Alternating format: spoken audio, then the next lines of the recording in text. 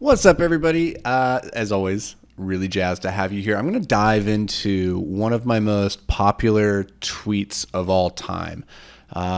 It's one that I wrote 2-ish years ago, and I repurpose it every now and then because I think the message is timeless and I think it's valuable. And based off of engagement and reactions that people have had, they seem to find it valuable too. So let's unpack it here. This one is called "To All the Young and Let's try this again. To all the young and hungry hustlers out there, and damn if there aren't a lot more of you than I remember when I was young. If you want to maximize your return on life, then here's 21 things you need to know. So right off the bat, real quickly, guys, it's really interesting to see how many young hustlers there are these days. It's amazing. Like, I remember when I was like 20 to 30 years old, I was, I guess, in my own little silo in school. I wasn't like a high achiever by any means. And so I wasn't really paying attention to hustle culture, I guess, or like what people were doing to like build like great things with their life. And so this is new to me. It's new now for me in the last decade and through all my 30s to be paying attention more to this world. And it's just really cool to see how many young people there are. And the truth is, like, I saved this for the very end of the tweet, but I'm just going to give you the punchline here. You know, age is just a number. And so we're all young at heart, or, I mean, you're as young as you feel. And so this message that we're going to be talking about here, it applies whether you're 21 or you're 58. And so, and I feel young. I truthfully, I feel as young as I ever have. And I'm turning 39 in like a week. So, and I think in the grand scheme of things, like when you could be 82 years old, like, yeah, 39 sounds pretty great.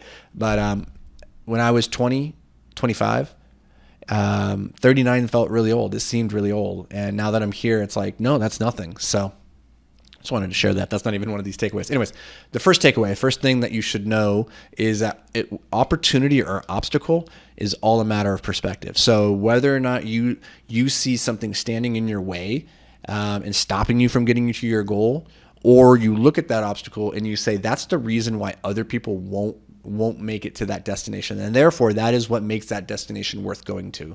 Like, I think difficulty is a good compass when it comes, especially to building a business, but when it comes to doing anything in life, using the difficulty of that activity as a proxy, as a heuristic for determining, is it worth pursuing? And the harder something is to pursue, I think the more value there is in pursuing it. So opportunity or obstacle, it's all a matter of perspective. Number two, you have so much time. So much time, whether you're 21 or 52, 68, it doesn't matter. Like, you still have so much time left in the tank. And with that in mind, patience is a superpower. You have a lot of time. So play the game on the time horizon of decades, not days, not hours. And realize that truism, I think Bill Gates said, that we overestimate what we can do in a year, and we underestimate what we can do in a decade. When you expand the time horizon to that of decades, you start to realize you have a lot of time to play with. So if you're 72 and the average age life expectancy is 85, well, you still have 15 years. That's a decade and a half. That's a lot of time to do a lot of work and get a lot of like amazing stuff done.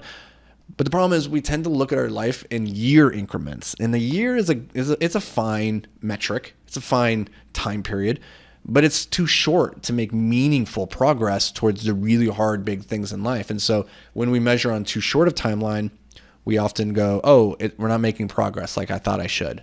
And so expand the time. You have more than you realize. Number three, consume less, create more. I firmly believe fulfillment cannot be consumed. You can't eat a bag of Doritos and feel fulfilled. You can't consume Netflix and feel fulfilled. The only thing that leads to fulfillment is the act of creation.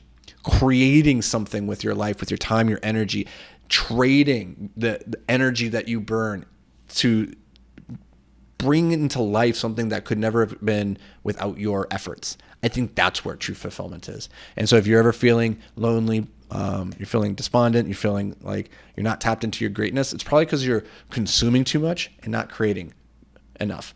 So flip that dichotomy. Spend more time creating, and I think you will find that fulfillment that you seek. Number four, start investing now.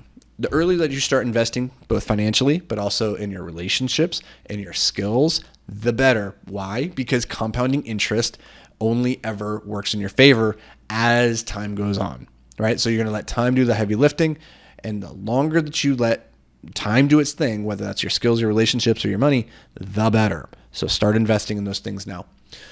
The 3 most important investments you can make: in yourself, your network, and your community, in that order. Invest in yourself, and from there you can invest into your network, and then from there you can invest into your community. That's been a pretty good game plan for myself, at least. All right, number 6, discipline is a muscle and it beats motivation every single time. We've talked about this extensively on so many episodes, but it's important to understand. Motivation is a finite thing. It's fleeting, and it's not a very powerful weapon against procrastination, against distraction, because motivation is a biological reaction to your chemistry. And when that dopamine burst eventually subsides, if you do not have discipline to replace it, then you will not continue making meaningful progress towards your goal. You will only ever be the person who's really good at getting to like 20% done and then just abandoning the project. And the people who do this, like they have a cemetery of ideas behind them that will never come to fruition because they lack the discipline to see the thing through.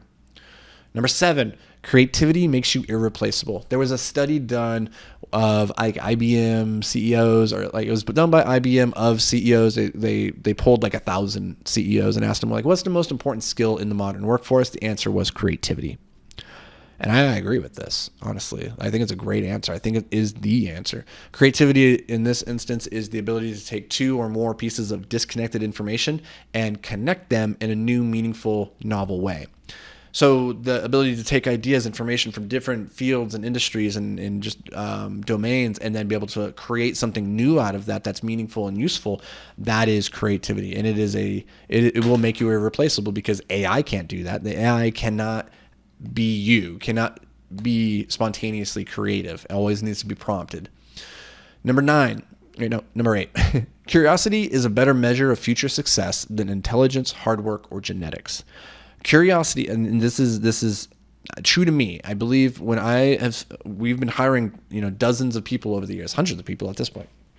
And one of the recurring traits that I see amongst the most successful is not their work ethic, it's not their intelligence, it's not their charisma, it's their curiosity. It's their desire to know more about the world around them and that insatiable need to go and find the answer.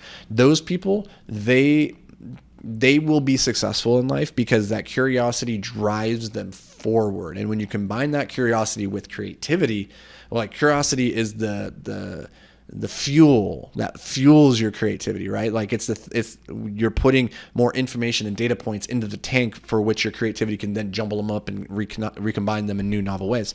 So creativity and curiosity, they go hand in hand. Number 9, experience is the name we give our mistakes. Fail fast, fail forward. Think about this. Like, failure and success are just 2 sides of the same coin. You cannot have that coin in your pocket without having both sides of that. If you want to be successful, you have to accept that it comes with failure. And truthfully, that's just how we get to success, like through the failures. I'm a big fan of the idea that we fail our way to success. So don't be afraid of that. Instead, lean into it and try to fail as fast as you possibly can, because through that failure comes learning, comes iteration, comes improvement, and ideally, on a long enough time frame, comes success. Number 10, everything in this life has a cost. Inaction tends to be the most expensive. Think about that. Everything in this life has a cost. Not taking action tends to be the most expensive. And I've seen this again and again and again in so many different domains in my own life, and it holds true. The people who have a bias towards action are the ones who inevitably experience more success in life. They don't sit around hemming and hawing and planning and pontificating. They get the idea, they take action, because they know that the failure that they're gonna make is going to help fuel their learning, get them to success faster. That there's no amount of money that they could spend that is more valuable than the time they are wasting by not taking action. The time they are wasting is more valuable than the money they could spend to get there, or anything else, any other resource they could spend to get there. Number 11, learn to tell a story. I think storytelling is one of the most underrated superpowers in the world. And it's interesting because it's how we communicate. Throughout time immemorial, as our ancestors were painting their first pictographs of bison on the cave walls, they're telling a story. They're communicating something of meaning, of value that they want to carry on and live on beyond them. And even if you don't have grandiose visions of being a storyteller, of like this person who's telling these stories that are going to live on for eons, you still want to connect meaningfully with other humans. And the way that you do that is through story. So learn to tell a story. Learn to tell damn good stories. It'll open so many doors for you. It's ridiculous. Number 12, study psychology. And this is tied into storytelling, but really your life is spent in company of other people. Like, we are a tribal species, and you're going to be in relationships, whether that's with significant others and a work environment or whatever, like strangers on the street. You're going to be interacting with other people. So you should really understand the software that is running these people. You know, some people are on Android, some people are on iOS. Like, understanding the underlying software, that is the psychology that's driving these squishy machines, like that's understanding how the game is played right there. That's understanding the motivations, the beliefs, the biases that other people have. And through that, you gain a better understanding of both yourself, but a more accurate representation of the world around you.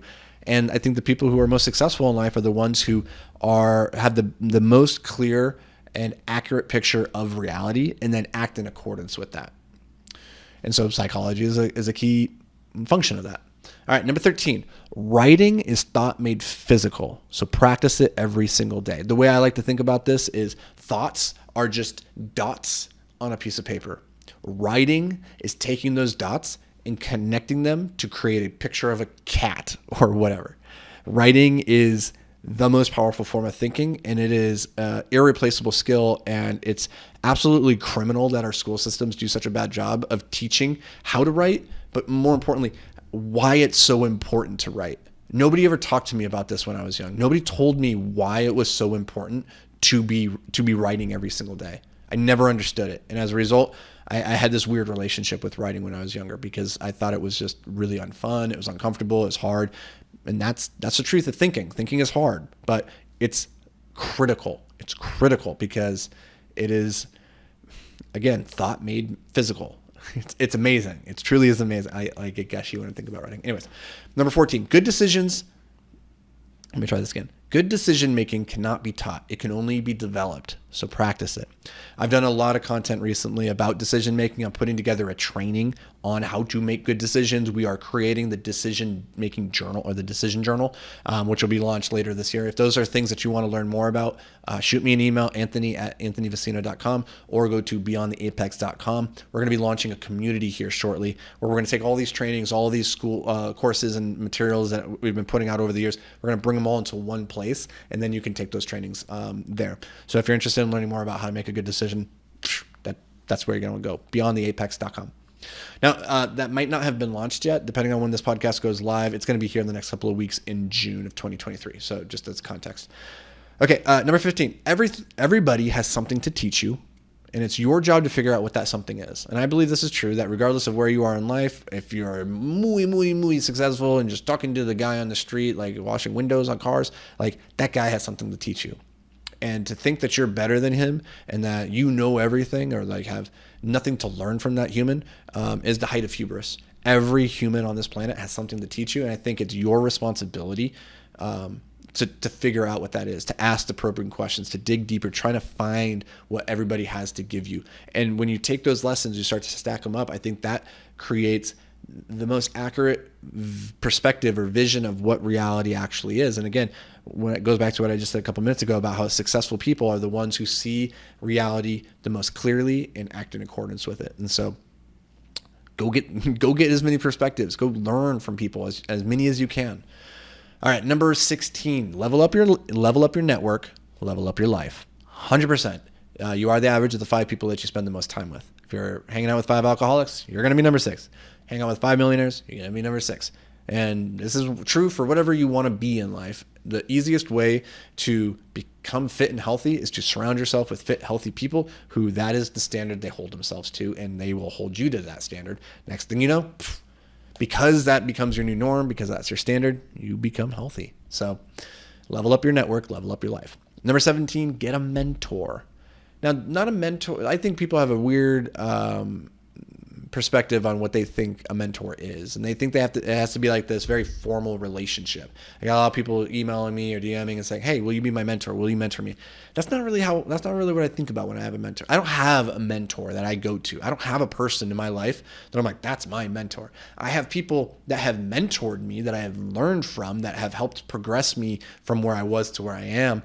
But those relationships tend to be very informal. They tend to be fleeting and in passing. Like my dad is a mentor, but it's never been a formal relationship. One of my former business partners was a mentor.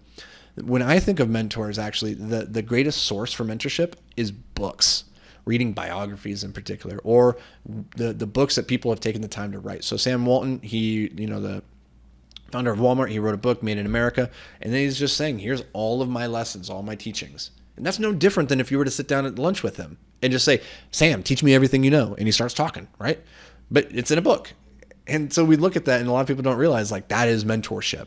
You can be mentored by any of the greats that have come in the past, that have written a book or have had a book written by them. So if you're not tapping into that, you are wasting a golden opportunity.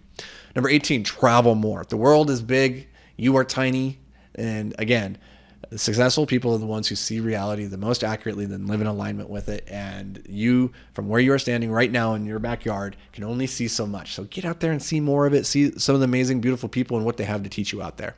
Number 19, listen more. We spend way too much time talking. We got one mouth, two ears. And again, people have something to teach you if you will just open up and listen and be okay with the silence. Be okay humbling yourself and being the student. Number 20, read more. I think I just kind of talked about that one too. Truthfully, like reading is another form of thinking. And I'm not talking about listening to Audible. I think there's a big distinction. I was speaking at an event last week, and we got on the topic of reading, and somebody said, oh, I love reading. I listen to Audible, all these books on Audible. And I was like, I don't think it's quite the same. You're getting the information, but you're not engaging with it in the same way. And the reason is listening is a passive activity, but reading, putting your eyeballs on the page, is very, very active. If you can't zone out, you can't drift off, the information is not going to get into you unless you attend to each and every single letter and word on the page.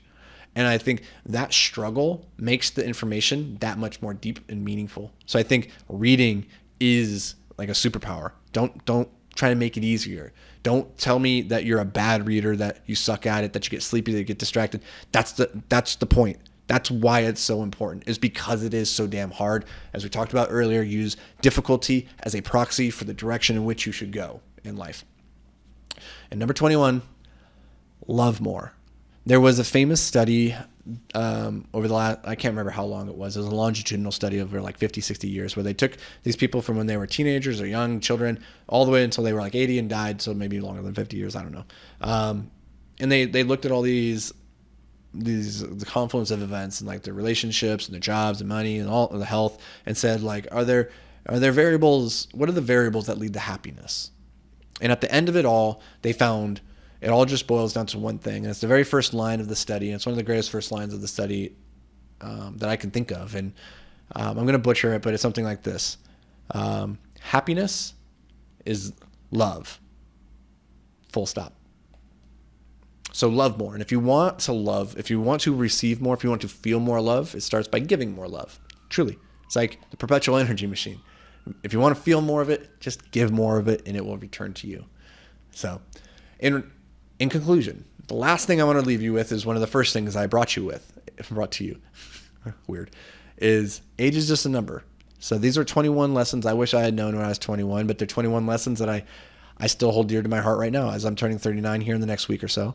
And I hope I keep learning more from them as I progress. But whether you're 22, you're 48, you're 73, like there are lessons to be learned here. And you are only as old as you feel. And you have more. We go back to one of the early ones, I think is number 3. Like, you have more time than you realize. So be patient, but don't waste it. And with that, I will leave you, my dear friend. I'll see you back around these parts tomorrow. I can't wait. Until then, though, stay hyper-focused.